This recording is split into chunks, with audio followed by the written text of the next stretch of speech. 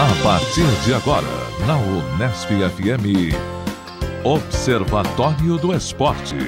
O programa que dá bola a todas as modalidades esportivas.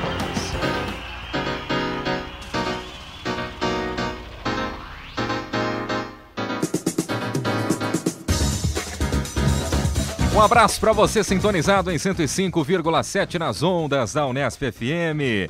Hoje é sábado, dia 29 de abril, o ano é 2017. Começa agora o primeiro programa desta temporada 2017 do Observatório do Esporte. Eu sou o Guilherme Dias e vamos juntos aí, né, durante mais esta temporada, mais este ano, trazendo e repercutindo os principais assuntos esportivos do Brasil e do mundo. Oitava temporada, né? Oitava temporada. Sim. É, a gente chegaria lá justamente com o Tuca Américo, né, que tá desde o comecinho. Aliás, Carlão também. Não, quem tá desde o começo Zeca. é o Zeca, né? Tuca Américo e Zeca Marques. Zeca Ah, Marques. é, os O dois. Carlão- Depois o Carlão chegou. Carlão é agregado. É que pra quem não A sabe... nova contratação foi em 2012. O locutor chegou em 2014, né? Sim. Eu não tô desde o começo do projeto, mas já me sinto em casa, Não, né? o programa começou em maio de 2010, às vésperas da Copa do Mundo da África do Sul. E estamos, portanto, na oitava temporada. Oitava Com temporada. muito gosto aqui na Rádio Unesp FM. 2 Copas depois? Pois é, ano que vem já tem Copa de novo, né? Vamos para Rússia, né? Em Observatório firme e forte. No Observatório, informação e análise dos acontecimentos esportivos da semana. Aliás, a gente vai abordar até um pouquinho além da semana, né? Por ser o primeiro programa desta temporada. Mas hoje vamos falar sobre o legado e o desmanche do esporte olímpico depois dos Jogos do Rio de Janeiro em 2016. Qual a situação das arenas utilizadas no evento 6 meses após as Olimpíadas? E os patrocínios que os atletas possuíam antes e durante os Jogos? Para debater o tema, entrevistamos a jornalista, ou o jornalista do site Máquina Esportiva, o Adalberto Leister, o professor do curso de pós-graduação em jornalismo esportivo da FAAP, o Anderson Gurgel, e a autora do livro Atletas Olímpicos Brasileiros, a professora da USP, Kátia Rubio. Daqui a pouquinho, portanto, fique ligado que vamos abordar este tema. Aqui no Observatório, a informação vai além das 4 linhas. Hoje, como você já percebeu, time completo, né? Tuca Américo, Zeca Marques e também o Carlão Napolitano. A gente começa justamente com o Carlo Napolitano, torcedor do Palmeiras, último campeão brasileiro. Então, seguindo essa lógica, você começa, viu, Carlão? Não tem muita lógica, Foi meio mas... irônico esse último campeão Muito brasileiro. obrigado, desclassificado do Paulista, né? Por essa lógica, eu serei sempre o último. Pois é, o Zeca fecha o programa com a Portuguesa de Esportes. Carlão, um abraço pra você. Abraço, Guilherme, abraço, amigos da mesa, ouvintes. Hoje eu vou agradar o nosso diretor, o Fleury, porque eu trazer aqui um assunto local, regional, nacional e internacional. Que beleza, hein? Eu vou começar pelo local. Vamos pelo local. Falar de basquete. Sim. Legal. Né? Basquete bauruense. Basquete bauruense, obviamente, do Bauru Basquete, que conseguiu virar durante essa semana a série contra o time do Brasília. Meu primeiro jogo, todo mundo sabe, o Bauru perdeu em casa, né? Perdeu em todos os sentidos, perdeu até pro tempo, né? Perdeu pra chuva, né? Eu gostaria de falar sobre isso, né? Muito mais sobre essa questão das goteiras na panela de pressão do que do resultado esportivo em si, na virada lá em Brasília. E foi de fato que chamou mais atenção no jogo 1, né? Independentemente do resultado. Eu estava lá, né? eu estava assistindo, eu fui poucas vezes no ano passado assistir os jogos, esse ano foi a primeira vez que eu fui. Você foi às finais lá em Marília. Tô falando deste campeonato. Deste. Deste campeonato eu assisti o primeiro jogo contra o Flamengo e um jogo contra o Brasília que perdeu, né? Então eu acho que eu Então sou meio bem pé frio. né? E sempre na prorrogação. É o Mick Jagger de Bauru. Eu vou estar lá amanhã, hein? Se perder não é culpa minha, não. Tá certo. Vamos cobrar, Mas hein? me chamou a atenção, não é a primeira vez que aconteceu isso a goteira, né, nos jogos do Bauru, não só do Bauru, mas outras modalidades, e me chamou a atenção a decisão da NBB de punir o time, né, de interditar o painel de pressão. E aí, na sequência, os times e os patrocinadores, tanto do time de basquete quanto do time de vôlei, já foram atrás para tomar providências e arrumaram lá uma empresa para fazer a manutenção do telhado do painel de pressão. Custo estimado de R$7.000. Mas né? me espantou isso, Guilherme. Quer dizer, a NBB multa o time do Bauru Basquete em R$2.000, né? E o custo de reforma do telhado é de R$7.600, não chega ao valor de R$10.000. Eu fico me perguntando, eu me perguntei sobre isso, qual é o prejuízo não é, publicitário que essas empresas que patrocinam tanto o vôlei quanto o Bauru tiveram em relação a isso. Ou seja, 1 hora parado o jogo na última quinta-feira, a exposição, a mídia bauruense destruindo. O que me surpreende é o valor baixo. Essa obra não está superfaturada, pelo menos isso. Não, mas assim, por que não fez antes? Mas 7 mil é um custo tão irrisório para uma cobertura de um ginásio que eu fico pensando, na sua casa, se tivesse um problema no telhado, quanto você acha que você gastaria para consertar o seu telhado? Espero não ter, mas se fosse cotado pelo Odebrecht, quanto ficaria isso? Não, mas assim, isso que eu tô... É um valor irrisório para consertar um telhado de um ginásio esportivo. Eu também acho. Sim. E por que não fez antes? Não sei. E o prejuízo imaterial, né? O prejuízo publicitário, de propaganda, de imagem que essas empresas tiveram. Unindo aí Bauru Basquete e o vôlei de Bauru, né? 2 modalidades que utilizam. Tem jogador do Bauru Basquete hoje que ganha aí aproximadamente 50 mil. Até o ano passado tinha atleta ganhando na faixa de 80 mil, né? Então, algo que poderia ter sido providenciado sem esse transtorno. Agora, há quem diga também que essa providência deveria ter sido tomada pela prefeitura. Que é quem até em respeito às modalidades que representam Bauru em torneios nacionais. Queria até jogar essa questão aqui para a mesa, né? Tá certo o patrocinador master arcar com isso ou tem que vir da prefeitura mesmo? Que tem que ver o contrato que foi firmado, quem é o responsável pela manutenção do ginásio. Aqui porque ele está alugado, tem vários interesses. Tem não só o basquete, mas o vôlei, o vôlei praticado pelas mulheres que jogam lá. O ginásio pertence ao Noroeste. Então tem uma confluência aí de quem paga o Noroeste é a prefeitura, né? Aproximadamente 30 mil reais por mês. Acho que é interesse de todo mundo, do Noroeste, da prefeitura, das equipes de basquete e de vôlei e dos patrocinadores. Sim. E falta da cultura de manutenção, né? Sim. A gente não tem essa cultura. Não, o que me parece ali, Tuca, é que as goteiras são localizadas. Então os caras até sabem onde tem um buraco. Então não custava tampar antes. Sim. A hora que começa a chover, já vê o cara carregando o baldinho e já sabe até que lugar que ele vai colocar a toalha e tal no chão. E menos mal que não era um jogo transmitido para todo o Brasil através dos canais Sport TV, né? Porque por mais que no Facebook lá da Liga Nacional estivesse sendo feita a transmissão, mas não dá para comparar a audiência dos dois, né? Então, nesse sentido, pelo menos, foi menos ruim, podemos colocar desta forma. Só para complementar o assunto basquete, amanhã, portanto, o jogo de número 4 da série, 6h30 da tarde, ginásio Panela de Pressão, Bauru e Brasília. Até aqui, quem jogou em casa se deu mal. O Bauru perdeu a primeira na Panela de Pressão, porque o Carlão estava lá. E depois, as 2 vezes em que Bauru visitou Brasília, venceu. Mas estou melhorando, que na primeira vez contra a Brasília que eu fui, nós perdemos de 20 pontos. Ah, é? Dessa vez evoluiu, foi por 1. Então talvez ganhe. Então amanhã? Tenho certeza que ganha. É vitória amanhã, né? Eu só não vou porque estarei em Franca a partir desse final de semana, né? Mas vou acompanhar, vou prestigiar também o Bauru Basquete mesmo pela telinha mágica. Destacando também o Gabriel Jaú, é isso? O Fleury é fã do Gabriel Jaú. Jaú venceu por Bauru, né? Aliás, Thiago Pavini, um grande abraço para você, viu? Thiago Pavini, que é o jauense de estimação aqui do Observatório do 15 de Jaú. Pois é, no último final de semana o 15 meteu 5-2 no Jaguariúna e ele manda no WhatsApp aqui, né, melhores momentos do jogo do 15 de Jaú, como se eu quisesse saber, né?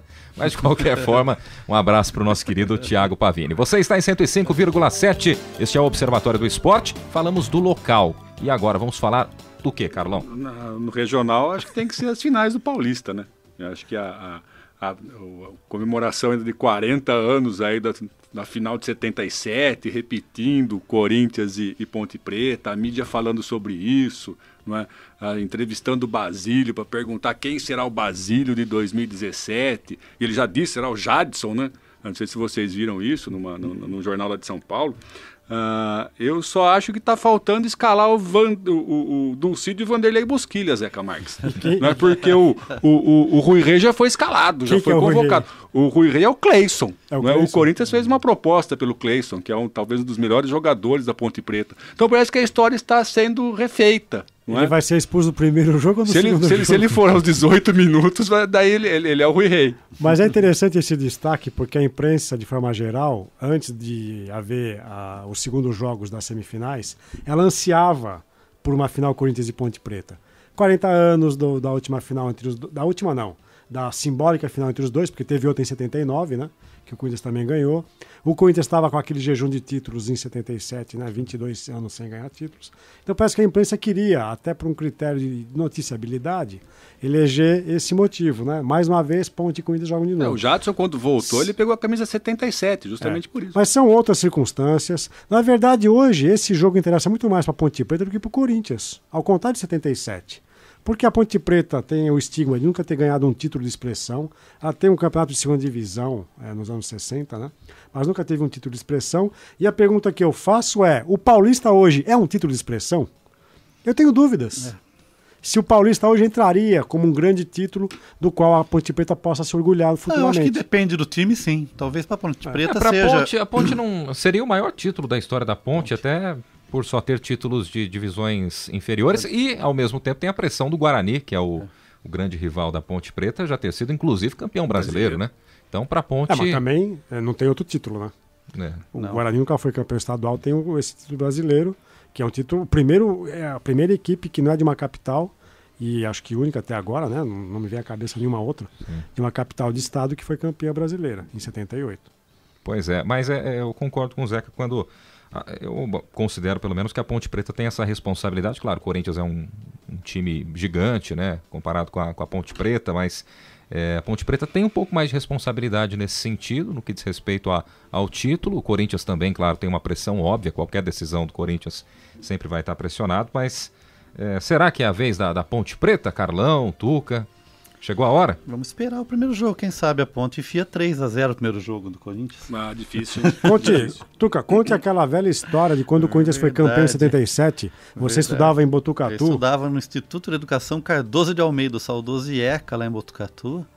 E tínhamos 2 inspetores de alunos, o senhor Gumercindo e a dona Dinda, né? E a dona Dinda era uma notória corintiana. E a gente vivia em épocas de ditadura, né, Carlão? Então, aquele dia que, na segunda-feira posterior ao título, os alunos se rebelaram. Não, foi sexta-feira. O jogo foi numa quinta-noite. Não, então foi na sexta de manhã.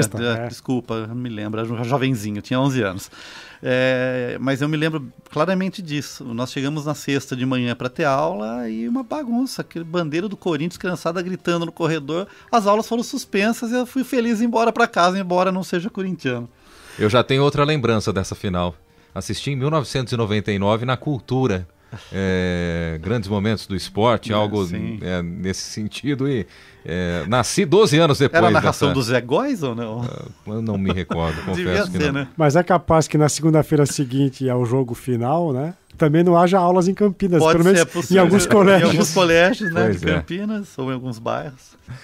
Bom, o Carlão falou já do esporte local, falou também do Campeonato Paulista, né, na decisão que ele chamou de regional. E Ponte Preta, regional. O que é nacional, Carlão? Nacional. Vai nacional e internacional junto. Tá, e depois vai ter o interespacial, né? Não, tem algum esporte nessa modalidade.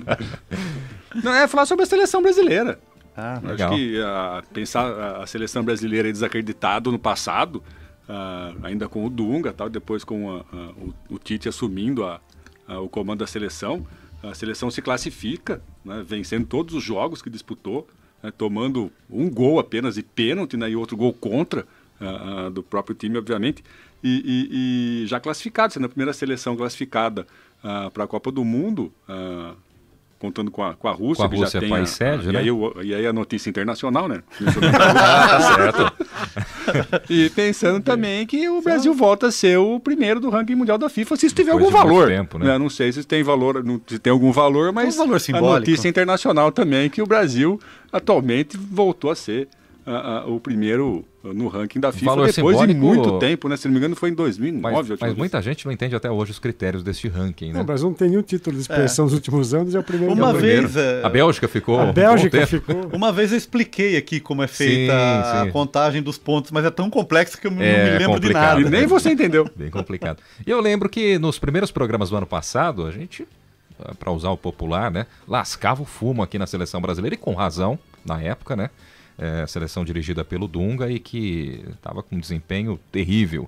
E agora, realmente, como o nosso querido Carlos Napolitano destacou, seleção que merece ser aplaudida, pelo menos até o momento, fazendo muito mais do que se esperava, mesmo para o mais otimista, né? com a chegada do técnico Tite. Brasil já Eu voltei confirmado. a torcer, eu não torcia para a seleção, eu não gostava do time, do Dunga, eu voltei a torcer para a seleção brasileira. Né? Eu me lembro que no jogo contra... O jogo que o Paulinho fez 3 gols foi... Contra a Argentina? Contra o Uruguai. Contra o Uruguai. Isso. Comecei a assistir, o Paulinho errou um passe, eu comecei a brincar com meu filho ali fora Paulinho, depois a gente começou fica Paulinho, depois dos 3 gols. Mudando de opinião. Bem volúvel. Eu voltei a torcer e voltei a me entusiasmar pela seleção. Acho que tá jogando bem, bonito e vamos ver. Tem um padrão bonito de jogo. Vamos esperar agora os amistosos contra os times europeus e tal, mas com certeza a gente nota a evolução, um time que tá mais tranquilo. Vai pegar agora no meio do ano, né? A Argentina e também a Austrália. 2 testes aí, já que o Brasil não está na Copa das Confederações. Você está em 105,7 nas ondas da Unesp FM. Este é o primeiro Observatório do Esporte de 2017. Zeramos os temas, Carlão? Zeramos. Então, vamos agora com o nosso querido português, né? O nosso Portuga, Zeca Marques. Seus destaques também, Zeca? Bom, um grande abraço aos amigos do Observatório do Esporte, aos nossos ouvintes. Depois de uma longa ausência, estamos de volta com o nosso programa semanal, como já dito, inaugurando a 8ª temporada do América. Sim.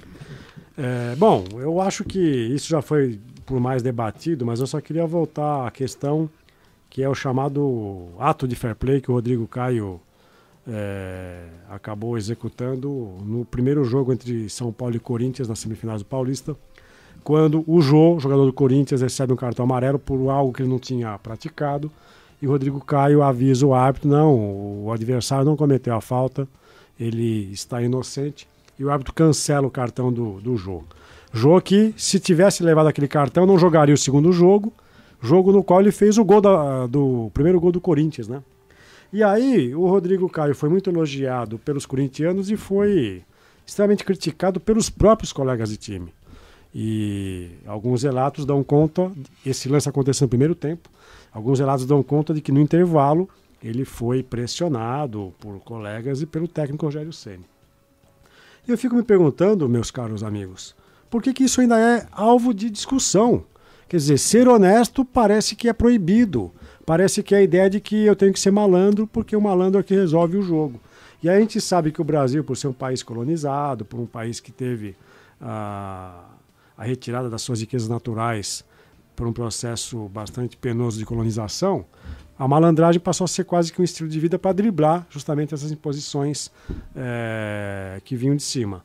E a gente tem na cultura brasileira essa certa louvação da figura do malandro, né, em diferentes momentos, na música, na literatura, nas artes plásticas, ao ponto de que hoje, num samba bastante celebrado lá pelo Malandro é Malandro, Mané é Mané, quem que fez o samba? O Bezerra da Silva. Bezerra da Silva. Então vejam o quanto que isso ainda aparece como trilha sonora de vários programas televisivos e sempre na maneira de zombar daquele que cumpre a norma, que cumpre a regra, porque ele é o mané. O bom é ser um malandro, porque o malandro consegue dar... E o coitado do Gerson, ficou carimbado com a lei de Gerson, por conta do comercial de cigarros, dizendo que eu gosto de levar vantagem em tudo. O levar vantagem é que ele comprava um cigarro... Chamava Vila Rica, né? Vila Rica. O cigarro King Size era o mesmo preço do mais pequenininho. Sim.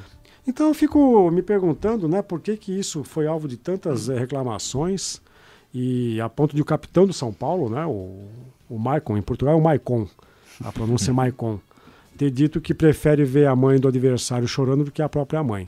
Uma declaração completamente infeliz e que, vejam, teve eco com um jogador que nem é dos dois, do Palmeiras, do São Paulo e do Corinthians, que é o Felipe Melo, que no Palmeiras também se manifestou sobre o caso, dizendo que o futebol estava ficando muito chato, que aquela manifestação é uma manifestação aceitável.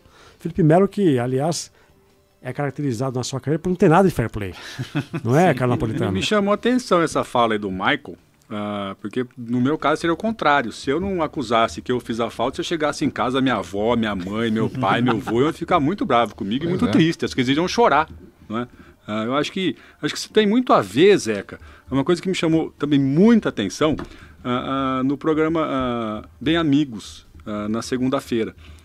O Muricy foi perguntado, sobretudo, do Rodrigo Caio, e ele repetiu várias vezes. Mas a gente tem que entender que o Rodrigo Caio é um menino diferenciado, que ele é um menino diferente. Mas ele não explicava por que o Rodrigo Caio é um menino diferente, é um menino diferenciado em relação aos demais jogadores de futebol, não é? Talvez, eu tenho uma hipótese, não sei se é verdade, não sei se estou sendo muito radical nesse sentido, mas talvez ele tenha educação familiar e que outros jogadores não tenham, mas acho que existe uma hipocrisia no meio futebolístico de admitir isso. É um menino de classe média alta. Exatamente. Teve acesso à educação formal e tudo mais. Agora, o que eu acho chato é que a gente... além disso, tem educação familiar. A gente vive no mundo hoje no futebol, inclusive foi matéria do Jornal da Globo na última segunda-feira, as simulações que estão acontecendo no mundo do futebol. E o Luiz Roberto, narrador da Globo, no Jornal da Globo, ele mostrou, fazendo aquela brincadeira da internet das 9 mentiras e uma verdade, né? Ou melhor, 9 verdades e uma mentira. Isso. Ele colocou 10 lances em que um havia ocorrido a falta, era um lance verdadeiro, e 9 simulações. E aí a mais patética é a do Antônio Carlos Zago, técnico e jogador do São Paulo, Palmeiras, Corinthians. Atual técnico do Inter. Atual técnico do Internacional Porto Alegre, que faz eu nunca tinha visto isso. O técnico que simula ter sido agredido por um lance na beira do gramado. Patético. Se vocês viram a imagem é patética no sentido da simulação que ele quis fazer para incriminar o adversário. E a gente vive num mundo hoje que eu acho que é um mundo de simulacro. A gente vê as delações das empreiteiras envolvidas com corrupção no Brasil. Parece que aquilo é uma representação, um teatro sem fim, e os delatados também vêm com outra representação. Não, as minhas contas estão aprovadas pela Justiça Eleitoral. Não, eu não sou corrupto. Então eu vejo como que tudo faz... veementemente as acusações. Então a gente vive num mundo de representação, e os jogadores aqui no futebol brasileiro estão fazendo uso disso de uma maneira muito caricata. E querem ser malandro, porque o malandro é o que vinga na nossa sociedade. É por isso que eu acho que enquanto o Neymar e o Luis Soares continuarem a simular pênaltis, como simulam sempre em todos os jogos, simularam contra o PSG, naquela vitória fantástica do PSG, do Barcelona de 6-1 para o PSG, eles não serão eleitos melhores do mundo. Exatamente. Porque o teu gajo lá, o Cristiano Ronaldo e o Messi... Gajo não. O teu amigo... Que história é essa? O teu amigo português, o Cristiano Ronaldo e o Lionel Messi, eles dificilmente fazem esse tipo de conduta. Se bem que o Cristiano Ronaldo, ele tinha ele já foi chamado de piscineiro na Espanha, que é o jogador que se atira para cavar pênaltis. Mas numa grandeza muito menor que a do Suárez e do Neymar, né? Bom, último assunto. O goleiro Bruno, que ele estava preso, indiciado pelo desaparecimento, morte da Elisa Samúdio, pessoa com quem ele teria tido um relacionamento. Ele tinha, por meio de uma liminar, é isso, Carlos? Sim. Ele pôde ser contratado pelo Boa Esporte e estava atuando na segunda divisão do Campeonato Mineiro. E na última semana, o Supremo Tribunal Federal revogou essa liminar e ele tem que voltar para a prisão. E eu confesso a vocês que não tenho opinião formada, mas fico pensando o quanto que isso tem tudo a ver com o que estávamos falando há pouco. O nosso sistema prisional, ele também mereceria, talvez, Carlos, algumas reflexões, porque quando ele foi liberado para jogar, apesar de achar que eu não sou da justiça, mas apesar de achar que ele está implicado nesse caso,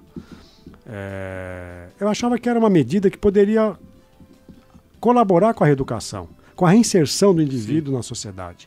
E acho que o sistema prisional, a principal função é essa. Alguém cometeu um crime, ele vai pagar por uma pena qualquer, mas essa punição, essa reclusão do indivíduo tem que fazer com que ele volte para a sociedade de maneira que possa se reinserir, de maneira de se integrar novamente.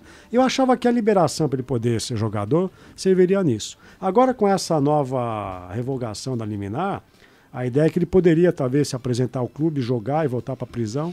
Parece que isso não vai ser possível. Não. Na verdade, Zé, o que aconteceu foi o seguinte, a liminar concedida por um ministro do Supremo Tribunal Federal, Marco Aurélio de Mello, foi em relação ao processo penal. Né? Ele alegou que a demora do Tribunal de Justiça de Minas Gerais de analisar o recurso do Bruno era injustificável. Sim. Então, tendo em vista isso, ele colocou o Bruno em liberdade. Né? Não tem nada a ver com a liberação para ele jogar. Ao ser liberado, ele foi contratado pelo Boa Vista. O que me chamou a atenção foi a reação da sociedade de não admitir esse retorno. Sim, né? Porque absurdo, a pena criminal ela tem duas finalidades, a punição e a ressocialização. Sim. Então, isso demonstra cabalmente que a sociedade brasileira não aceita o ex-presidiário na recolocação da sociedade. Exatamente. Não é? Isso, no caso do Bruno, isso ficou evidente. Né? Em todos os sentidos. Fazer uma pergunta, eu não achei estranho essa reação, mas eu achei muito assintosa. Sim. Né? Sim. A minha pergunta também foge um pouco do âmbito do esporte, né? mas até que ponto o caso do goleiro não se tornaria uma jurisprudência para soltar pessoas presas pela Lava Jato? Não, sem dúvida, eu já me manifestei sobre isso, não é? O Marco Aurélio já havia se manifestado num processo anterior a respeito disso, se não me engano, no processo do próprio Eduardo Cunha. Ele foi voto vencido e daí ele libera em liminar o Bruno numa situação idêntica, ou seja, se há uma demora processual, o cara não é considerado condenado ainda porque o processo está em aberto, por não ter sido analisado ainda pelo Tribunal de Justiça, então ele se manifesta nesse sentido. Logo, pedidos de habeas corpus, de liberação, serão protocolados no Supremo e cairão nas mãos desse ministro. E ele tem um álibi, né? Se ele soltar, por exemplo, o Eduardo Cunha, soltar outro que estiver preso, o Palocci, o José Dirceu, eu falo, mas não foi a primeira vez, eu já soltei o Bruno. Né? Então, quando foi dada essa sentença, ela foi dada essa decisão a respeito do Bruno, ela foi dada numa semana posterior a uma decisão do Eduardo Cunha. Então, eu li dessa forma. Não é? Eu imaginei dessa forma que seria uma explicação antecipada do ministro Marco Aurélio de Mello em relação a possíveis solturas futuras de pessoas envolvidas na Lava Jato ou em outros processos criminais. Você está em 105,7, este é o Observatório do Esporte, aqui na Unesp FM. Muito bem, vamos agora com os temas de Tuca América. Um abraço novamente, Tuca. Vamos lá, então. Começando meus comentários da 8ª temporada, né? Vou colocar aqui uma notícia decorrente de uma pauta sugerida pelo diretor Fábio Fleury. A pauta que ele sugeriu, que será o segundo assunto, é a parceria da NBA com a Vivo para transmissão de jogos ao vivo pelo celular. Mas eu vou puxar antes o assunto que está em voga aí, que acho que vocês viram, né? Que é a transmissão da final do Campeonato Paranaense, o famoso Atletiba, né? Que não será realizado por TV aberta, porque os dois clubes não aceitaram a proposta de R$1 milhão oferecida pela TV Globo para cada um. Né? E é muito interessante a justificativa deles para entender o que está acontecendo em termos de tecnologia, de convergência e como hoje você ter o domínio tecnológico dos meios de transmissão, emissora de TV, por exemplo, emissora de rádio, já não garante mais que você possa oferecer ou cobrar por determinado serviço de transmissão de produto audiovisual, né? A Globo, como eu disse, ofereceu R$1 milhão para cada um. Eles falaram, não, nós vamos fazer a transmissão. Eles tiveram aí um público de 150 mil pessoas em jogos anteriores, né? E fizeram uma conta. Se eles cobraram R$10 por pessoa nos 2 jogos das finais, eles levantam R$3 milhões. Mais do que a própria Globo ofereceu. E se for pensar também em venda da publicidade estática, eles podem ganhar muito mais dinheiro. Pode. Né? Então isso, na verdade, eles estão pensando em criar um canal pay-per-view, você paga para ver, né? Que na verdade a gente já paga, né? Eu sempre falo aqui que a TV fechada, a TV a cabo, a antiga TV a cabo fechada, que hoje é via satélite ou não, ela começou com uma situação que a gente chama em tecnologia de walled garden, jardins fechados, jardins murados, né? Então qual que é a ideia? O jardim é lindo, mas para poder usar o jardim, brincar no jardim, ver as flores, você tem que pagar o ingresso porque ele está murado. Então vocês se lembram muito bem que no começo os jogos só passavam pela TV aberta. Quando começou a ter a TV a cabo, você ia lá pro Sport TV para ver o jogo que não estava na TV aberta. E hoje o jogo não tá nem na TV aberta, não tá nem na TV a cabo, e você tem que pagar o pay-per-view. Você tem que pagar um pacote extra, deve estar por uma volta de R$100 por mês para ter. Eu tô brigando na justiça justamente por isso, sabia? Porque quando eu assinei o pacote do pay-per-view em dezembro, me ofereceram, e eu tenho a gravação, o Campeonato Paranaense. E eu não assisti nenhum jogo do Campeonato Paranaense e eles não querem dar nenhum tipo de desconto. Então, eu tô no meu direito, porque quando eu fiz a assinatura, me ofereceram o Campeonato Paranaense e eu não tenho à disposição na minha TV o Campeonato Paranaense. Eu fico imaginando, Tuca, R$1 milhão no ambiente futebolístico é pouco. É pouco. Né? Pensar em Atlético disputando a Libertadores, né? O Curitiba. Um time grande também. Acho que só de publicidade estática para o campeonato os caras fazem mais de R$1 milhão. Então eles estão fazendo, a ideia é essa. Mas você pode até disponibilizar isso de graça no YouTube. Sim, com o tempo a ideia é essa, mas estão pensando num pay-per-view, uma vez que isso já estaria no pay-per-view, no canal à la carte dos grandes canais pagos, né? A Sky, a NET, as operadoras, isso, obrigado. Então por aí vai. Como é que é a expressão do jardim fechado em inglês? Walled garden.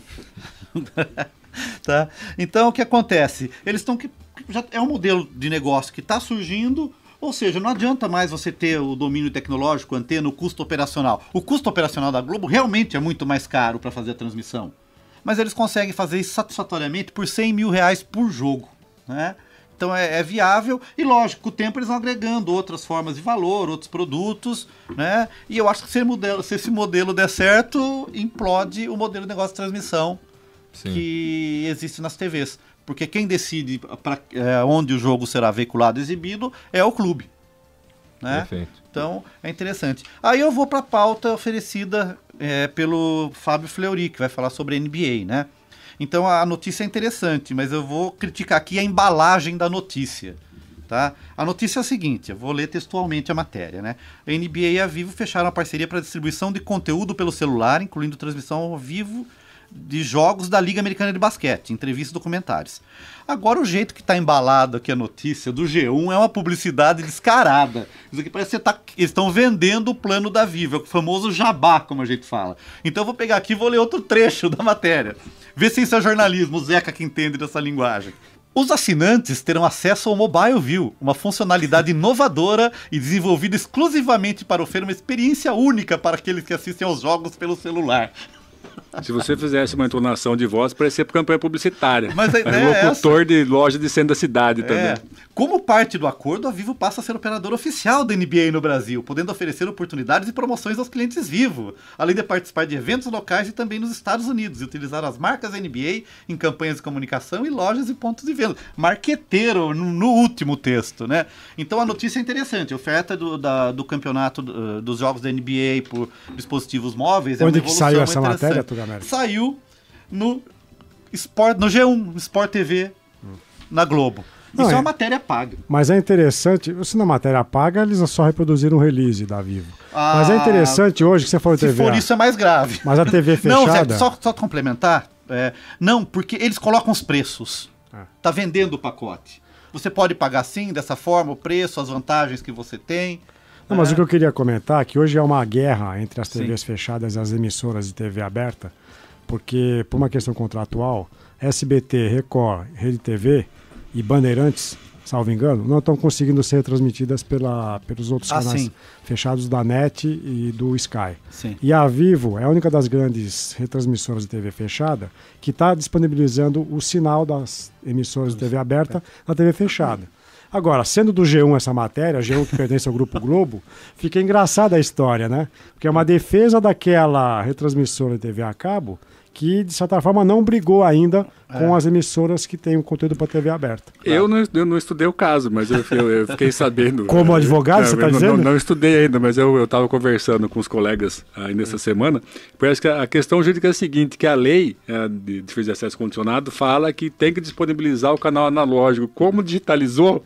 Então, mas é uma questão, não é nem questão hermenêutica, é questão tecnológica, é o mesmo canal, não é? Então é uma baita de uma sacanagem das operadoras de excluir. E aí não tem nem jurisprudência digital. Não, jurisprudência tem. Tem? Mas se o sinal digital na decisão do Supremo sobre o sistema de televisão digital, houve essa discussão. Se seria mais um canal, se seria o mesmo, não é? E o Supremo falou, não é mais um canal, é o mesmo. Então a jurisprudência existe em favor do SBT, da TV Record, da Bandeirantes, do SBT, quem está fora do pacote. Pois é, essa história vai longe ainda, né? Vamos aguardar aí os próximos capítulos, mas sem dúvida nenhuma chama atenção essa decisão do Campeonato Paranaense. Você está na Unesp FM, este é o Observatório do Esporte, e agora com a locução de Leonardo Del Sante, vamos para a matéria da semana. Observatório do Esporte. Confira a reportagem da semana, um tema em debate.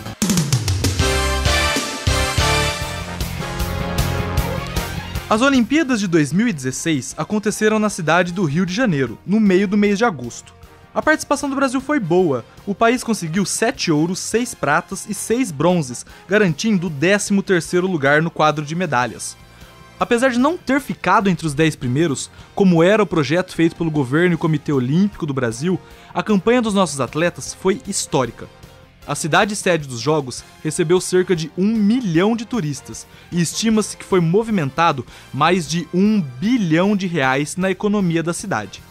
Além disso, estima-se que o total dos investimentos para a realização do evento foi de aproximadamente R$38 bilhões. Muito desse investimento foi feito na estrutura dos jogos, nas arenas e também nas instalações olímpicas. A expectativa era de que essas estruturas servissem como um legado para a cidade, e algumas delas virariam escolas e centros comunitários esportivos.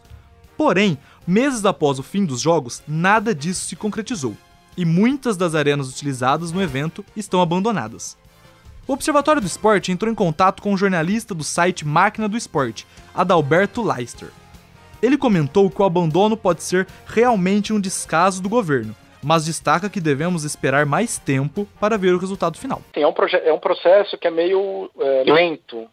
Em Londres foi lento, etc. E hoje o Parque Olímpico de Stratford, né, que é na zona leste de Londres, ele está lá disponível para a população, as arenas estão em uso, o estádio de futebol foi adaptado para o uso do West Ham, que disputa a Premier League, etc. No caso do Brasil, acho que a gente tem um lado de criticar porque o Parque Olímpico aparentemente está abandonado, etc. Mas eu acho que tem dois lados. Pode ser, por um lado, um abandono mesmo. Por outro, está ainda o poder público se mexendo, se mobilizando para montar aí estratégias de concessão de espaços, adaptação de espaços para a escola, para centro de treinamento, etc. Não é tão rápido quanto a imprensa ficou alardeando. De qualquer forma, é preocupante, sim, porque me parece que o poder público pouco avançou em relação a isso. A equipe do nosso programa também conversou com o professor do curso de pós-graduação em jornalismo esportivo da FAAP e autor do livro Futebol S.A. A Economia em Campo, Anderson Gurgel. O jornalista, que é formado pela Unesp, já afirmou que o país não conseguiu ter um legado positivo dos jogos. O Brasil está brigando para tentar honrosamente ter um saldo positivo. Mas, infelizmente, se a gente pegar aí nesse ciclo, que daqui a pouco a gente vai fazer um ano da Olimpíada, há muitos problemas.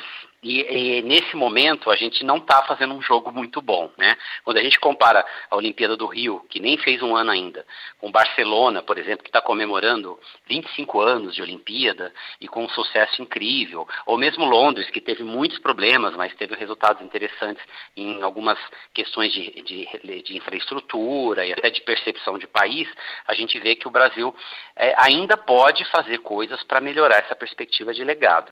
Gurgel ainda comentou sobre outro tipo de herança possível dos jogos, o legado do conhecimento. O professor afirmou que os jogos podem aumentar os estudos sobre esporte, grandes eventos e comunicação. Legados relacionados ao conhecimento. Nesse sentido, eu acho que é uma das áreas mais beneficiadas em relação a essa Olimpíada, tá? Porque é óbvio que para nós, aqui no Brasil, num país sul-americano que nunca tinha tido uma Olimpíada, numa realidade em que a gente tinha pouco contato com mega-eventos, então há um legado muito grande para a área de comunicação, para os estudos de gestão esportiva, de marketing, até para o próprio crescimento de áreas esportivas em geral. Então a gente pode dizer que existem legados de conhecimento, legados relacionados à estrutura direta, à infraestrutura de apoio e legados relacionados à imagem, à marca país, etc. e tal. Já a professora da USP e autora do livro Atletas Olímpicos Brasileiros, Kátia Rubio, acreditou que o legado olímpico deveria ser outro. Kátia argumentou que a organização do esporte deveria ser a verdadeira herança dos Jogos. O que se esperava, sim, é que deixasse como legado uma organização maior do esporte, que deixasse uma transparência naquilo que se refere às contas das confederações e federações, enfim. O verdadeiro legado dos Jogos Olímpicos no Rio de Janeiro, na verdade, fica por conta daquilo que é imaterial, que é, quem sabe, um dia nós significarmos tudo aquilo que aconteceu e, de fato, conseguir avaliar se valeu a pena gastar tanto dinheiro para um espetáculo que durou tão pouco. Outro aspecto negativo em relação aos Jogos foi a diminuição de patrocínio dos atletas após as competições. Os Correios já declararam que irão cortar os patrocínios dos esportes aquáticos, e diversos atletas vêm se manifestando em relação aos cortes de investimentos. Até mesmo os medalhistas Felipe Vu, prata no tiro esportivo, e Maicon Andrade, bronze no taekwondo, sofreram com o fim de patrocínios. Porém, para o jornalista Adalberto Leister, esse corte de investimentos era previsto, mas argumentou que ainda existem algumas equipes que recebem apoio. Por conta do grande ativo, que eram os Jogos do Rio, 2016, você teria várias empresas migrando para o esporte, investindo em esporte, e era absolutamente esperado que depois da Olimpíada várias delas saíssem. Por outro lado, A gente que não tem uma tradição tão grande de patrocínios privados no esporte, especialmente esporte olímpico, né, falando alguma coisa fora futebol, e a gente teve vários desses investimentos foram mantidos. Eu cito, por exemplo, o caso do Bradesco e da Nissan, né?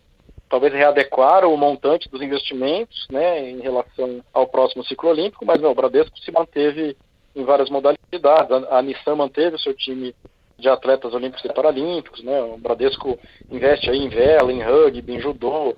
Adalberto completou afirmando que o patrocínio é algo que visa apenas o lucro e exposição da marca, comentando também que os atletas deveriam se preparar para esse corte. O patrocínio não é mecenato, um bom samaritano que está dando dinheiro a fundo perdido. O patrocinador, ele quer retorno em imagem para a empresa dele e principalmente retorno em negócios, né? Então, se na avaliação, por exemplo, eu sendo um patrocinador, se na minha avaliação o patrocínio não me gerou negócio, não me gerou faturamento, ou seja, eu investi, digamos, 1 milhão e não tive 2 milhões em negócio, o valor que eu esperava de ter retorno com isso, o cara não vai investir mais. E muita entidade olímpica, muito atleta, não se preocupou com isso, em participar de ativações, em ajudar efetivamente essas marcas a fazerem negócios, né? Quem apresentou projetos, e aí eu cito rugby, judô e vôlei principalmente, né? Que são acho que os cases mais bem sucedidos no Brasil, quem apresentou projeto tem patrocinadores. Por fim, o jornalista do Máquina do Esporte comentou que o investimento federal continua para o próximo ciclo olímpico. O investimento federal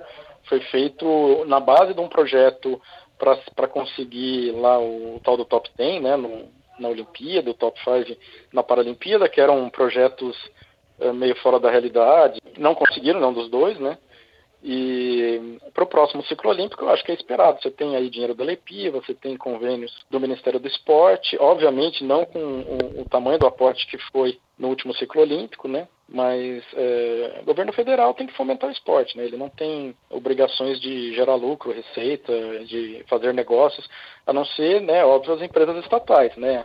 Banco do Brasil, Correios, etc., são estatais, mas também são empresas que visam lucro, né? Mas eu acho que esses investimentos continuam num patamar abaixo, mas vão continuar. O professor Anderson Gurgel comentou que fica uma sensação de que as Olimpíadas foram somente algo passageiro e não trouxeram o retorno projetado e esperado pela sociedade. A sensação final que fica é que parece que foi só uma festa, quer dizer, não há uma continuidade do processo. Então isso também, vamos dizer assim, cria um pouco estímulo, um desestímulo até para que as empresas queiram investir no esporte. Então esse cenário, cruzando com o cenário de macroestrutural envolvendo uma crise, isso realmente não ajuda muito. E diz muito dessa crise que está acontecendo agora no esporte. Mas ela não é surpreendente, ela era meio previsível, porque havia investimentos acima de uma média, que foram feitos para a Olimpíada, e isso seria, vamos dizer assim, reorganizado ou reajustado para uma realidade. Muito bem, agradecendo ao jornalista do site Máquina Esportiva, o Adalberto Leister, ao jornalista autor do livro Futebol S.A., A Economia em Campo, e professor do curso de jornalismo esportivo da FAAP, Anderson Gurgel, e a professora da USP e autora do livro Atletas Olímpicos Brasileiros, Kátia Rubio. Agradecendo também aqueles integrantes que agora vão colaborar conosco para abordar este tema, né? Chegando por aqui o Gustavo Lustosa, a Camila Gabriele e também a Gabriela Brizotti, com quem eu começo. Tudo bem, Gabi? Fala um pouquinho do que você entendeu aí desse tema, você que ajudou a elaborar essa primeira matéria da temporada 2017 do Observatório do Esporte. Um abraço. Um abraço para você, Guilherme. Olá, amigos ouvintes. Olá, amigos da mesa. Bom, essa matéria, primeiramente eu fiquei um pouco chateada de não poder entrevistar algum atleta. A gente até foi atrás, mas não conseguiu entrevistar algum atleta. Porque eles estavam lá, né? Eles foram o principal motivo, assim, né? Então eu vou falar um pouco também agora do investimento das arenas, né? Porque, como foi dito na matéria, foi investido mais ou menos 38 bilhões de reais nessa Olimpíada. E hoje a gente tem muitas arenas que estão abandonadas. Por exemplo, o Velódromo, que é um dos maiores, ou o único, não sei, da América do Sul, e que hoje está aqui, não está sendo utilizado. Ele está lá abandonado, está uma situação triste. Poderia ser utilizado por crianças, pela população do Rio de Janeiro, ou por outra população brasileira no geral, né? Mas infelizmente está lá e poderia está sendo utilizado. Só queria falar, em relação ao velódromo, né? Foi veiculada a notícia também que o velódromo é uma questão muito sensível do legado, porque ele é feito com uma madeira especial que depende do ar-condicionado estar o tempo todo ligado para que ele se conserve. E me parece que isso não está acontecendo. É um descaso, um descuido total, né? Uma madeira em pena, é isso? É, em pena, ó. Eu ia falar, Gabriela, que na verdade o uso do velódromo é o mais complicado de todos, porque não dá para abrir para o público. Sim. Ele tem uma pista inclinada, quer dizer, se a gente coloca uma criança para andar de bicicleta, é muito capaz que ela não consiga manter o equilíbrio. Então o velódromo deveria ser adaptado para algum outro tipo de uso, já que a gente já sabia, desde que ele ficou pronto, que ele ia ter utilização nos Jogos Olímpicos e depois ficaria obsoleto sem utilização. Ou um espaço de treinamento contínuo de alta performance. Agora, o Parque Olímpico da Barra vai ser sede do Rock in Rio em breve. E quem sabe não façam ali alguma atividade lúdica, Tucamérico. Você que gosta do Rock in Rio, você irá ao Rio para ver o espetáculo? É uma possibilidade, né? Mas eu não sei se é o uso correto, né? Acho que qualquer uso é bem feito. Agora precisa ver se a infraestrutura é adequada, se está pronta para receber o público, como isso vai ser feito, né? Agora é um descaso total. Acho que... Até porque, Tuca, o ciclismo no Brasil... ele não depende das provas de velódromo, é um ciclismo de rua. Sim. Né? Então, quer dizer, é um investimento que a gente sabia que não teria utilização. Devia ser um espaço temporário, né? Uma arena temporária. Então, até alguém comentou, um dos entrevistados comentou, falou o legado de Barcelona. O legado de Barcelona é incomparável. Né? Eu chego até ao absurdo de dizer que a culpa de tudo isso que aconteceu foi o sucesso de Barcelona. Né? Porque o exemplo de Barcelona foi tão grandioso, tão exitoso, que todo mundo quis reproduzir o sucesso, o êxito dos Jogos Olímpicos de Barcelona. Eu acho que ninguém chegou perto, né, Zeca? Mas eu acho que é o único ponto de um legado positivo, se comparado a Barcelona, é a reestruturação do centro urbano do Rio de Janeiro. Eu acho que o único deles, os que foram comentados aí, é o legado esportivo. A gente está vendo que não vai acontecer, a gente vai poder provar isso aí ou comprovar só nas próximas Olimpíadas. Legado financeiro é uma catástrofe, né?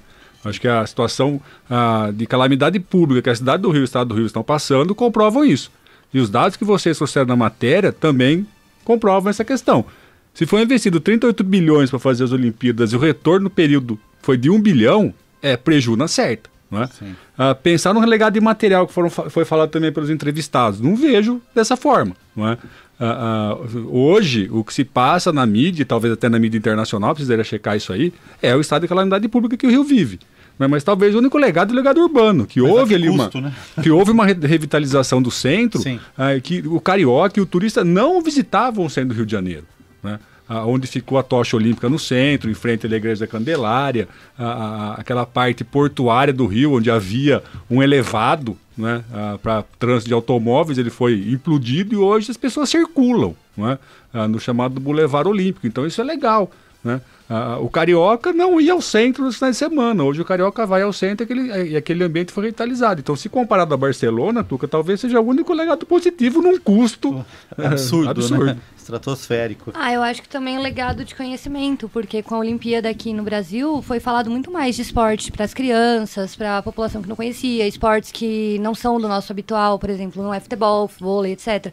São esportes diferentes. Então, acho que depois da Olimpíada, muita gente passou a conhecer mais sobre esporte, sobre esses esportes diferentes. Então, acho que conhecimento também. O nosso diretor, Fábio Fleury, veio me avisar que o velódromo da USP também está sem uso há muito tempo. E eu me lembro quando eu entrei na faculdade na USP, na década de 80, ele era usado para shows de recepção aos calouros. E os Titãs fizeram uma apresentação no início de carreira, cantando Sonífera Ilha. No velódromo. Em 85, Tucamérico. Sim, agora temos nosso sonífero velódromo no Rio de Janeiro. Pois é, mas a questão de Barcelona também, o professor Moragas, que é o professor Eu ia catalão, falar do Moragas, você não pode contar. Não, ele tem várias produções sobre os Jogos Olímpicos, inclusive vinculado ao Comitê Olímpico Espanhol. Mas ele diz que os Jogos de Barcelona foram um sucesso porque eles se preocuparam pela primeira vez, de maneira mais sistêmica, com a comunicação dos Jogos. Então houve um esforço comunicacional impressionante para vender a imagem de que a cidade se renovava, se reurbanizava em função dos Jogos. Houve um cuidado com a questão da sustentabilidade e a questão do paralimpismo, que aparece em Barcelona já sendo a primeira vez que os Jogos Paralímpicos aconteciam nas mesmas arenas em que aconteceram os Jogos Olímpicos. Então Barcelona foi um sucesso, inclusive porque teve um grande esforço de marketing para vender a ideia de que aquilo era uma grande inovação. Não tirando o mérito de Barcelona, mas a gente revisitando Barcelona hoje, percebe que muitas das arenas também ficaram com uso, talvez não na medida em que haviam imaginado, e muitas zonas urbanas também ficaram degradadas depois disso, né? Mas Barcelona foi um grande sucesso de marketing para vender a ideia de que olha o antes e o depois. No Rio de Janeiro isso não aconteceu, até também pela troca do poder, né? O prefeito saiu, houve eleição municipal ano passado, e dificilmente o Rio teria condições, inclusive financeiras, de orçamento, para conseguir dar prosseguimento àquelas iniciativas que tiveram lugar durante aqueles meses. Eu tenho a impressão, a minha hipótese é que, em termos de legado esportivo, de desempenho, o Brasil não vai conseguir superar o que fez aqui no Rio de Janeiro. Mas isso nós vamos ter que esperar até os próximos Jogos Olímpicos para confirmar, né? Mas a princípio o que a gente vê é que logo após os Jogos, em função de todo esse escândalo das empreiteiras, das construtoras e de quanto foi tirado, né, de dinheiro público em relação a isso, o reflexo está acontecendo hoje no repasse de dinheiro às confederações, né? Então o que se vê é uma diminuição no investimento e no patrocínio no esporte brasileiro pós-Jogos Olímpicos do Rio. Você está em 105,7, este é o Observatório do Esporte. Conosco também Gustavo Lustosa, debutando na temporada 2017 do Observatório do Esporte. Fala um pouquinho desse assunto também, Lustosa. Um abraço para você, bem-vindo de volta. Um abraço, Gui, um abraço aos amigos da mesa, aos ouvintes. Eu queria fazer um comentário que a Gabriela falou que teve uma grande exposição sobre algumas modalidades que não são conhecidas do público. Eu concordo, tal. Muitas modalidades do atletismo, até alguns esportes bem desconhecidos para o brasileiro. Mas eu acho que essa exposição não criou uma vontade nos brasileiros, não incentivou o esporte, além do que é o de sempre, que é o futebol e um pouco vôlei, basquete. Tanto que, por exemplo, algum tempo depois o governo federal declarou que a não obrigatoriedade do ensino de educação física no ensino médio. Então, se nem o governo está apoiando, né, o esporte, né, eu não sei o que a gente pode ter para o futuro, não sei que legado é esse esportivo que a gente vai ter. Foi na contramão, realmente, né? Também conosco, nossa representante do Nordeste, né, Camila Gabriele, de volta para essa segunda temporada sua, né, Camila? Um abraço para você. Um abraço a todos, é um prazer estar aqui com vocês. Então, sobre essa matéria, eu só tenho a destacar só alguns pontos. Eu conversei com a Kátia e ela escreveu um livro que conta os desafios de ser um atleta, e foi um livro que ela falou que demorou 17 anos para ser construído, que ela entrevistou muitos atletas, muita gente, ex-atletas, e o que ela chegou no comum é que para você ser um atleta no Brasil hoje, olímpico, você tem que ter essa noção que vai faltar investimento, vai faltar patrocinador, vai faltar apoio. E você tem que fazer isso por amor mesmo, foi o que ela falou. Você tem que saber que você quer isso, porque se você entrar achando que vou ser rico, vou ser famoso, não vai ser, não entendeu? Não é por aí. Você tem que fazer isso porque você ama mesmo aquilo, ama muito aquele esporte, porque vai faltar 1000 outras coisas, assim. E o que eu achei interessante é que ela falou que, para quem já estuda o esporte, sabia que as Olimpíadas ia ser só um espetáculo.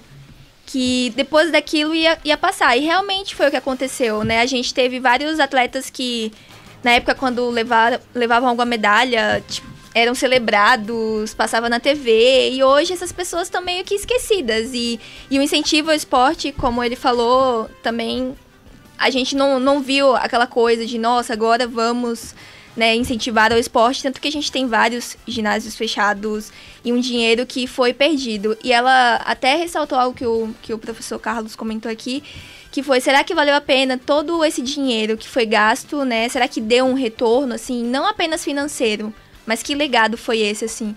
E foi bem interessante que ela falou que o legado é imaterial mesmo, é aquilo que a emoção de estar lá é isso, porque do resto, não. Tá certo, Camila. Pois não, Zeca, para complementar o assunto? Que o discurso oficial do Ministério do Esporte sempre foi o do legado, algo que começou em 2007 com os Jogos Militares? Pan-Americanos no Rio de Janeiro. Verdade. Os Pan-Americanos de 2007 já tinham ideia do legado para o Rio de Janeiro. Sim. E aí o que aconteceu em 2008, 2009, 2010 no Américo? Todas as arenas tiveram que ser refeitas, reconstruídas, destruídas. E o discurso oficial, inclusive o Anderson publicou coisas em publicações do Ministério do Esporte, havia aquela ideia, aquela crença, né? Que a gente teria uma cultura esportiva, e a gente já apontou isso aqui, as nossas escolas públicas não têm quadras, não tem pistas de atletismo, não tem sequer piscinas. Quer dizer, quadra já seria muito, né? Não tem. E eu costumo sempre lembrar uma frase que encerra o romance Memórias Póstumas de Brás Cubas, do Machado de Assis, para brincar com a palavra legado. O narrador do Memórias Póstumas diz o seguinte: não tive filhos, não deixei a ninguém o legado da nossa miséria. Para mim, a melhor acepção de legado é essa. Legado esportivo com Jogos Olímpicos ou Jogos Pan-Americanos sempre foi uma balela que o discurso oficial do Ministério do Esporte, dos governos estadual, municipal e federal quiseram usar para poder justificar essa derrama de dinheiro. E você, ouvinte do nosso programa que acessa as redes sociais, curta a nossa página no Facebook, o endereço é o facebook.com/Observatório do Esporte, e tem também o blog do nosso programa, o endereço observatoriodoesporteunesp.blogspot.com.br.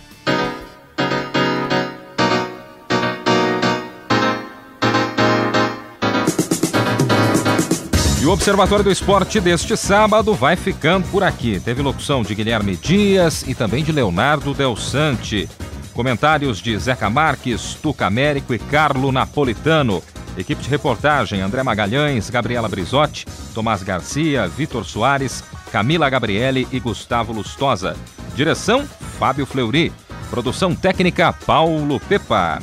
O Observatório do Esporte é uma atividade de extensão do GCF, Grupo de Estudos sobre Comunicação Esportiva e Futebol da Unesp. Para você, um grande abraço e até a próxima semana. Observatório do Esporte. Informação além das 4 linhas.